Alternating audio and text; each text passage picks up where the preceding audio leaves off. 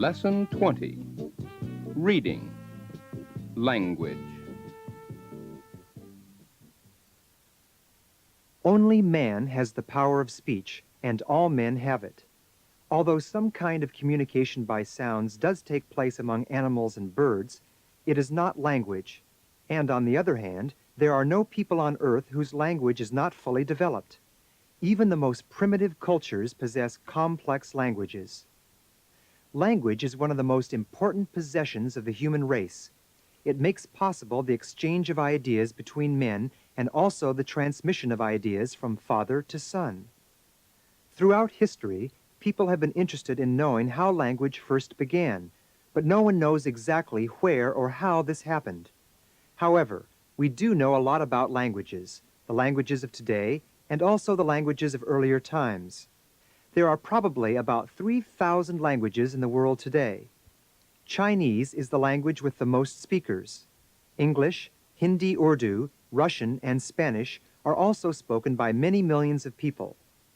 On the other hand, some languages in the world have less than 100 speakers. There are several important families of languages in the world. For example, most of the languages of Europe are in one large family called Indo-European. The original language of this family was spoken about 4,500 years ago. Many of the present-day languages of Europe and India are modern forms of the language of 4,500 years ago. Languages are always changing. The English of today is very different from the English of 500 years ago. In time, some languages become more important and others become less important. Some even die out completely. About 1,000 years ago, English was a little-known relative of German spoken on one of the borders of Europe. If a language has a large number of speakers, or if it is very old, there may be differences in the way it is spoken in different areas. That is, the language may have several dialects. Chinese is a good example of dialect differences. Chinese has been spoken for thousands of years by many millions of speakers. The differences between the dialects of Chinese are so great that speakers of Chinese from some parts of China cannot understand speakers from other parts. There are other kinds of dialects in addition to local dialects. In some languages, we find words or expressions and even grammatical forms which are used only by men and others used only by women. Furthermore, each generation uses its own slang expressions, and grandparents and grandchildren may sometimes have difficulty in understanding each other. So we see that languages may be very different at different periods of history.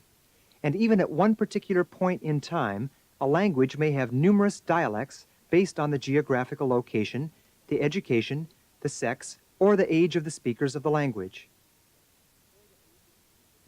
Reading checkup. Based on the reading, decide whether the following statements are true or false. 1. Language is universal among men. 2. Since some animals can communicate, we say they have the power of speech. 3. All peoples on earth possess a fully developed language. 4. Because of language, it is possible to transmit ideas from one generation to the next. 5. We know how language began. 6. There are no more than a few hundred languages in the world. 7. English belongs to the Indo-European family of languages. 8. It is possible for languages to change. 9. All speakers of Chinese can understand each other. 10. There may be dialect differences in a language because of geographical separation. Now check your answers. 1. Language is universal among men. True. 2. Since some animals can communicate, we say they have the power of speech. False. 3. All peoples on Earth possess a fully developed language. True. 4. Because of language, it is possible to transmit ideas from one generation to the next. True. 5. We know how language began. False. 6. There are no more than a few hundred languages in the world. False. 7. English belongs to the Indo-European family of languages. True. 8. It is possible for languages to change. True. 9.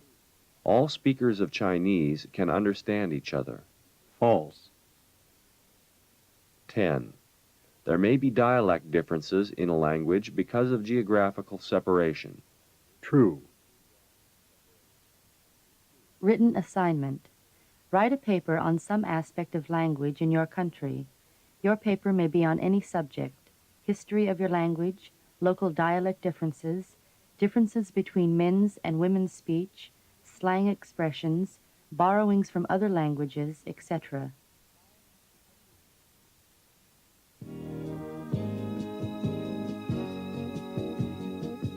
End of Lesson 20.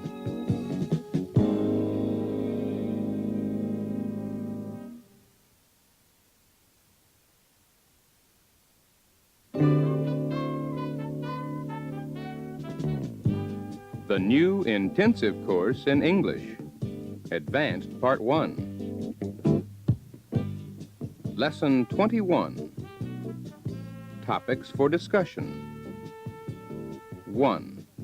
Learning a foreign language.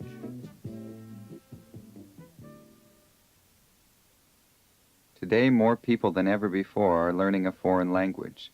English and French are probably the ones most widely studied as second languages, but hundreds of other languages are also chosen. Many of these people need to study in the foreign language in order to become trained in their field. Others actually need to use the foreign language on their job.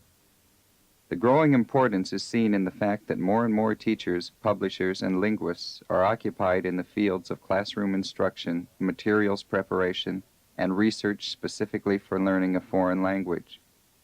But in spite of all the activity in the field, or maybe because of it, there are wide differences in methods of instruction and in the proficiency of the learners.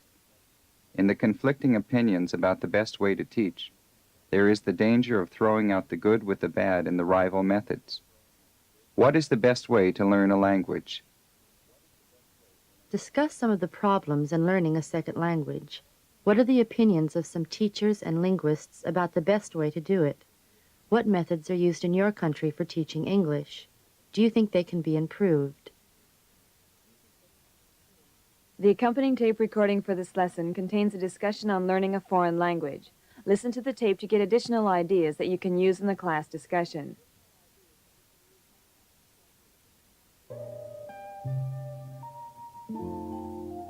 It's 5:30 and time now for the weekly program, Timely Topics for Discussion. Tonight, our topic is learning a foreign language. Ladies and gentlemen, our moderator, Mr. Miles Long. Thank you. This evening, we have two people with us to discuss the learning of a foreign language. Mrs. Margaret Walker is the Director for English Instruction in the Carson County Public Schools. She has held this position for 7 years, and she continues to teach an evening class at Lincoln High School. Our second expert is Professor Charles Grunwald, who is the director of the Language Laboratory at Lockwood University.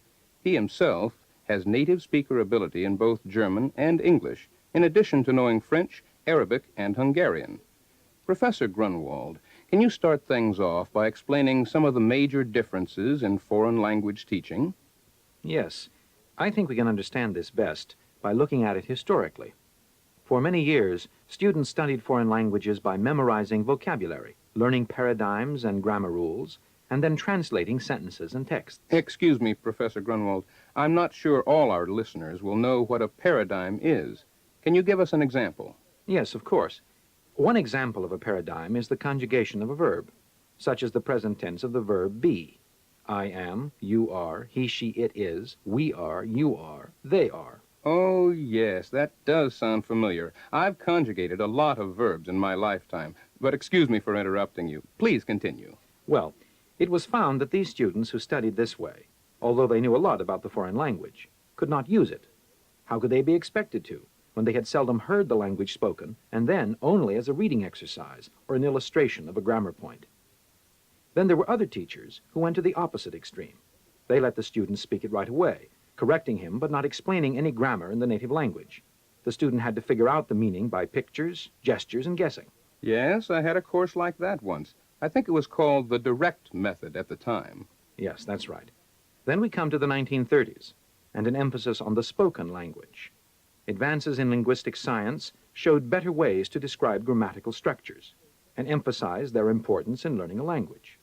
In the oral method, as it was called, and which developed during and after World War II, the student learned sentence types, such as ones with linking verbs or transitive verbs. He learned how to add things to a sentence, such as an adverb or a relative clause. And he learned to change sentences from statements into questions and so forth.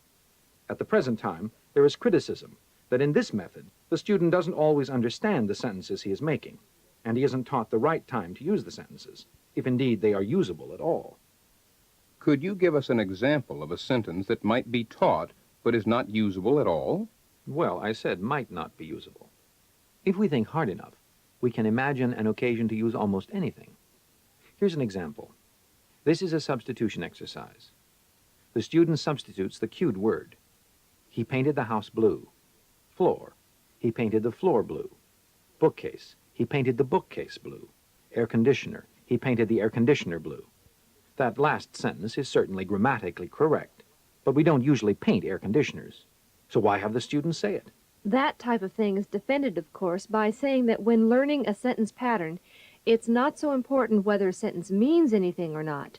In fact, it is sometimes said that the pattern will be learned more thoroughly if the student doesn't worry about the meaning. For a similar reason, words with no meaning at all appeared in some of the pronunciation drills. I think we all would have to disagree with that extreme view. But I do think it's important for the student to learn sentence patterns thoroughly, so thoroughly that he doesn't have to think about the patterns when he's speaking, only about what he's saying. Yes, but how is this to be done? The newer cognitive approach to language teaching is based on the belief that students learn best when they understand what they're saying. Could you explain the cognitive approach a little more? Well, it's not really a fully developed method as yet, but it comes from the idea that children, in learning their first language, do a lot of grammatical analysis on their own. They make up new sentences they never heard before. If they're wrong, they stay wrong until a later date. Then perhaps they hear the correct way to say it, or perhaps they analyze it better and produce the correct form. The important thing for the language learner is to say something, to communicate as they say. However, the learner of a second language isn't quite in the same position as a child. He speaks his native language, of course, and this no doubt influences him. In other words, the adult mind analyzes along familiar lines and may never be able to discover the structure of the language he is studying. But a grammatical explanation might clear it up immediately. Agreed. But maybe the explanation should follow the learning steps of the native speaker. I see that a knowledge of the learning process is necessary to the search for the best teaching method. Is there anything else which affects how well a person learns a language? Oh, yes.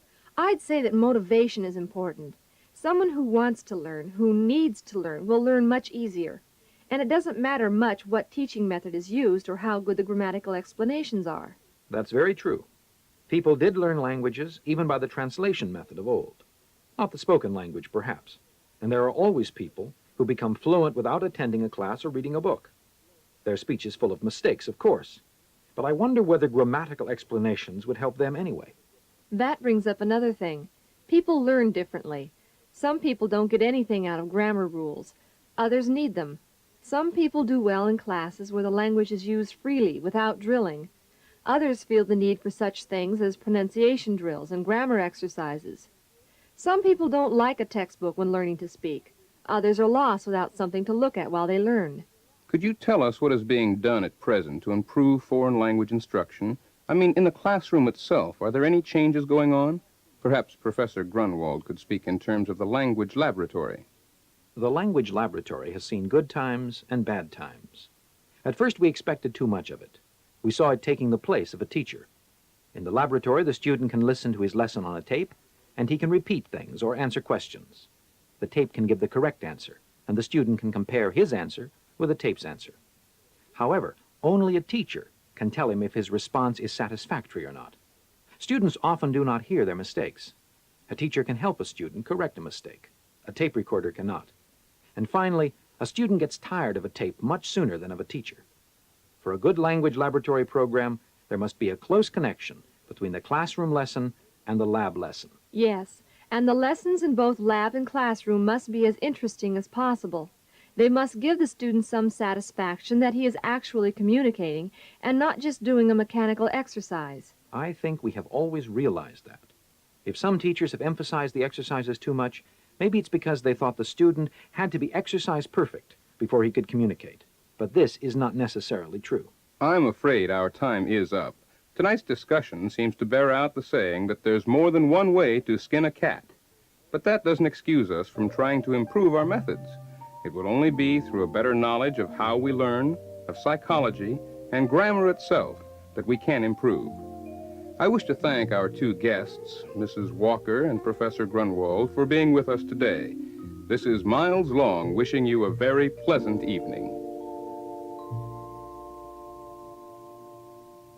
These are most of the new words that are used in the discussion. Look them up in a dictionary if you need to. New vocabulary in Topic 1, Text, and in Topic 2. Repeat. Nouns. Activity. Audience. Danger. Etiquette. Habit. Method. Non-standard. Publisher. Situation. Sphere. Verbs. Conflict. Misunderstand. Retrain. Spot. Train. Adjectives. Cultivated. Evident. Proper. Rival. Snobbish. Ungrammatical. Worthy.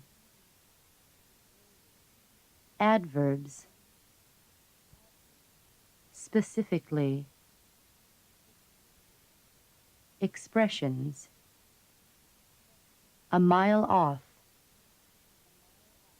Classroom instruction. College educated. Fine arts. Materials preparation. New vocabulary in Topic 1, Tape. Repeat. Nouns. Adult.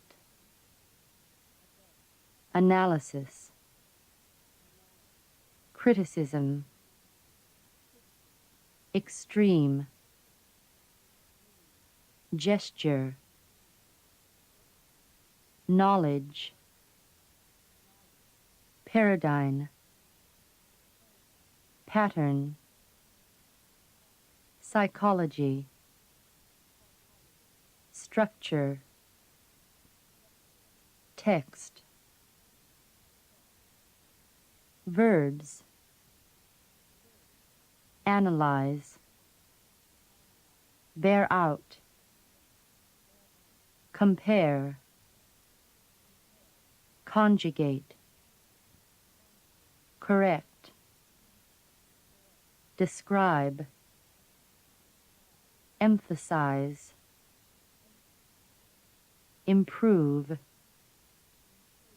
Influence. Search. Adjectives. cognitive, conflicting,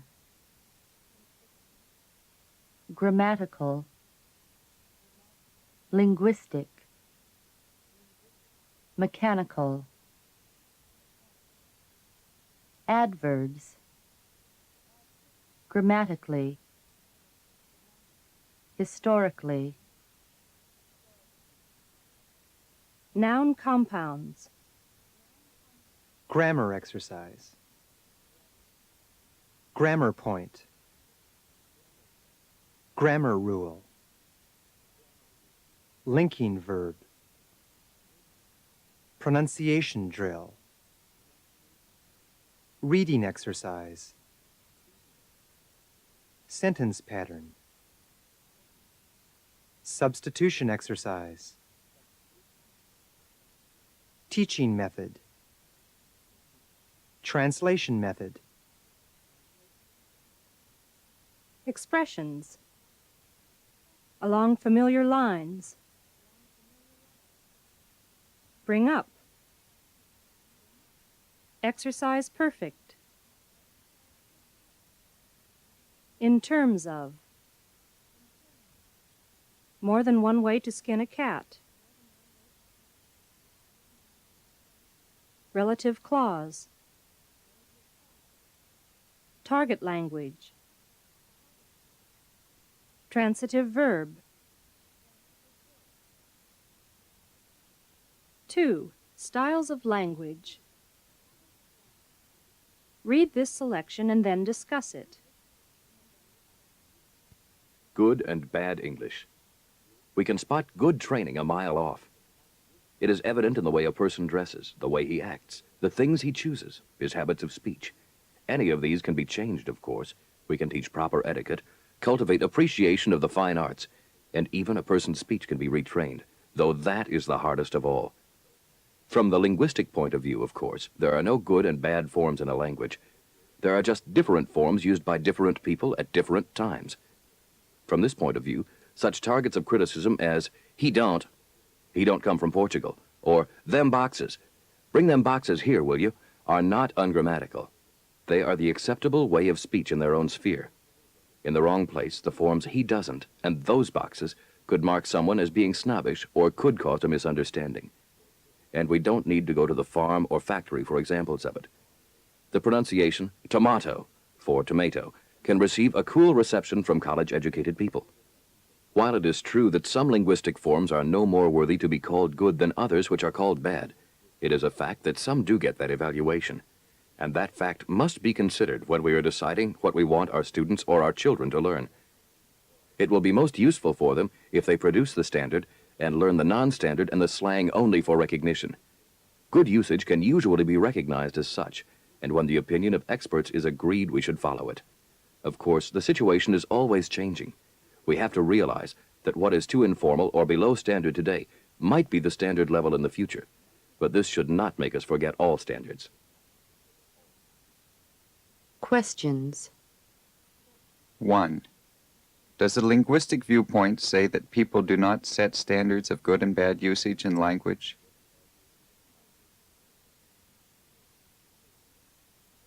2.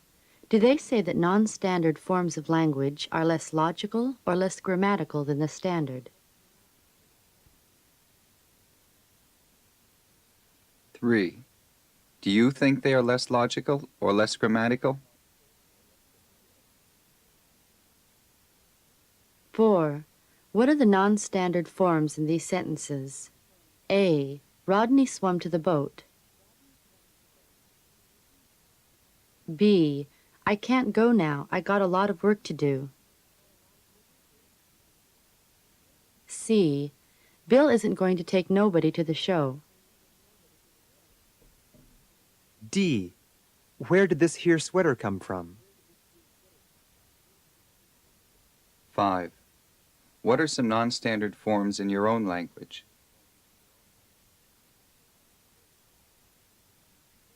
6. Why is it good to have a standard form of the language?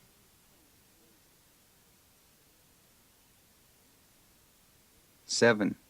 Who are the experts whose opinion on matters of usage we should follow?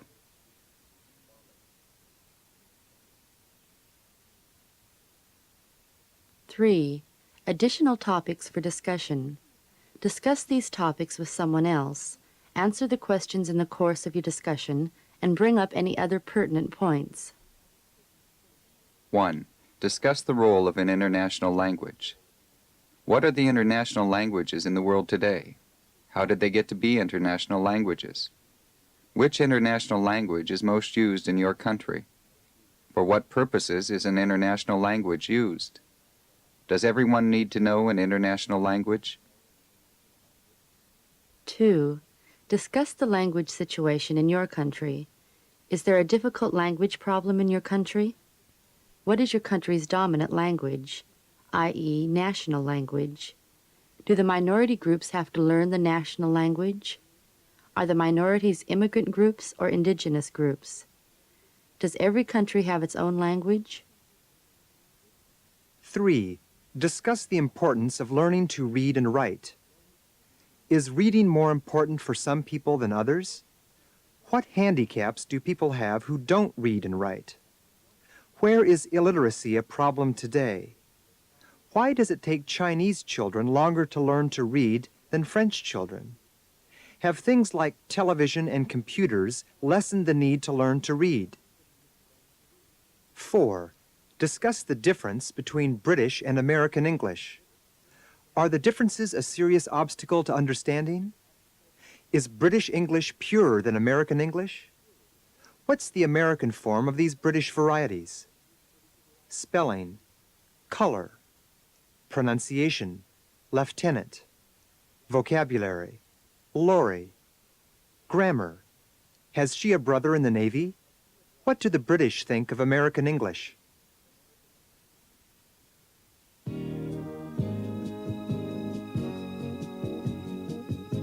End of Lesson 21.